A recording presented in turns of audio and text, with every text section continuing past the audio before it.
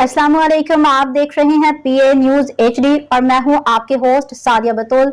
शामिल करते हैं आज की अहम खबरें। इस्लामाबाद पाकिस्तानी आज़मीन हज की हज्जाज मुक़द्दस आमद जारी। अब तक 143 परवाज़ों में 38,229 आज़मीन सऊदी अरब पहुँच चुके हैं। पाकिस्तानी आज़मीन हज की हज्जाज मुक़द्दस आमद का सिलसिला जारी है। अब तक कौमी एयरलाइन समेत मुख्तलिफ परवाज़ों के ज़रिए 143 फ्लाइट से आज़मीन हज सऊदी अरब पहुँच चुके हैं। तर्जुमान वज़ारत मज़हबी उमूर के मुताबिक आज 14 परवाज़ों के ज़रिए मज़ीद 3,440 आज़मीन हज जद्दा के रास्ते मक्का मुकर्रमा पहुँचेंगे। अल राजही कंपनी के ताबन से आज़मीन को निश्चित कार्ड की फराहमी का अमल जारी है ताकि उनके क़याम, नक़्ल हरकत और इबादत को मुनज़्ज़म व सहल बनाया जा सके।